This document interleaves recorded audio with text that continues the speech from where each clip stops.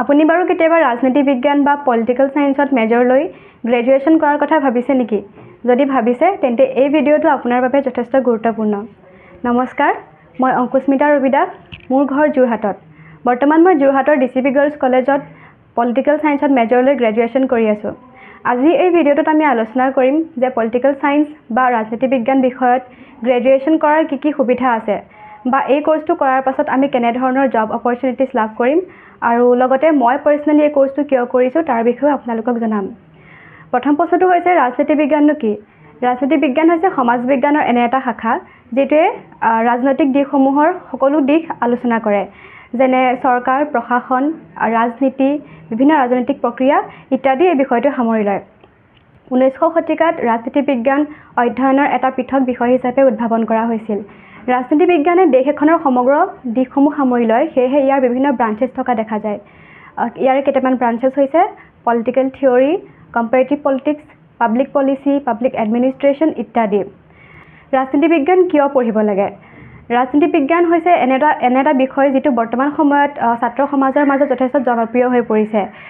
ইয়াৰ practically চাবলৈ গ'লে ইয়াৰ প্ৰথম কাৰণটো হৈছে যে এই কোৰ্সটো কৰাৰ পিছত আমি যথেষ্ট জব অপৰচুনিটিজ লাভ কৰোঁ, কিন্তু এই বিষয়টোৱে দেশ এখনৰ সমগ্ৰ ৰাজনৈতিক প্ৰক্ৰিয়া বা সমগ্ৰ বিশ্বৰ বিভিন্ন ৰাজনৈতিক দিশসমূহ অধ্যয়ন কৰে। সেয়ে এই বিষয়টো অধ্যয়নৰ বাবে যথেষ্ট এটা ইণ্টাৰেষ্টিং সাবজেক্ট হয়। সেয়ে সকলোৱে এই বিষয়টো অধ্যয়ন কৰিবলৈ চেষ্টা কৰিব লাগে। ইয়াৰ পিছত আমি চাওঁ যে এই কোৰ্সটো কৰাৰ পাছত আমি কেনে ধৰণৰ জব অপৰচুনিটিজ বা কেৰিয়াৰ অপশ্যনছ আমি লাভ কৰিম। প্ৰথমতে ৰাজনীতি বিজ্ঞান বিষয়ত যিকোনো কলেজত এডমিশ্যন লৈ আপোনালোকে কোৰ্সটো কৰিব পাৰে।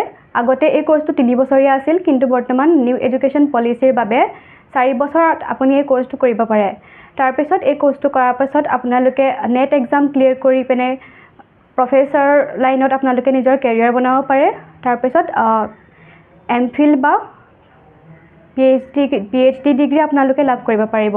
ইয়াৰ উপৰি অন্য বিভিন্ন ডিপাৰ্টমেণ্টত আপোনালোকে জবৰ বাবে এপ্লাই কৰিব পাৰে। সেইসমূহ হৈছে যেনে পাব্লিক এডমিনিষ্ট্ৰেশ্যন ডিপাৰ্টমেণ্ট, ল, ইলেক্ট্ৰেল এণ্ড পলিং পলিটিক্স। ইয়াৰ উপৰি নিউজ এজেঞ্চিজ ফৰ প্ৰেছ, আপোনালোকে পলিটিকেল ইছ্যুজত লিখিবৰ বাবেও আপোনালোকে এপ্লাই কৰিব পাৰিব। ইয়াৰ উপৰি যিসকলে পলিটিকেল সায়েন্টিষ্ট বা এনালিষ্ট হ'ব বিচাৰে তেওঁলোকে আন্তঃৰাষ্ট্ৰীয় প্ৰেক্ষাপটত WHO, UNICEF আদিকো নিজৰ কেৰিয়াৰ অপশ্যন হিচাপে বাছি ল'ব পাৰে। গতিকে ইয়াৰ উপৰিও যিসকলে প্ৰতিযোগিতামূলক পৰীক্ষাত অৱতীৰ্ণ হ'ব বিচাৰে তেওঁলোকৰ বাবে এই বিষয়টো অধ্যয়ন কৰাটো যথেষ্ট গুৰুত্বপূৰ্ণ, কিয়নো সেই পৰীক্ষাসমূহৰ বাবে এই বিষয়টোৰ গুৰুত্ব বৰ্তমান সময়ত যথেষ্ট বৃদ্ধি পাইছে। সেয়েহে যিসকলে ভৱিষ্যতে প্ৰশাসনিক বিষয়া হ'ব বিচাৰে তেওঁলোকে এই বিষয়টো ভালদৰে অধ্যয়ন কৰাটো যথেষ্ট গুৰুত্বপূৰ্ণ।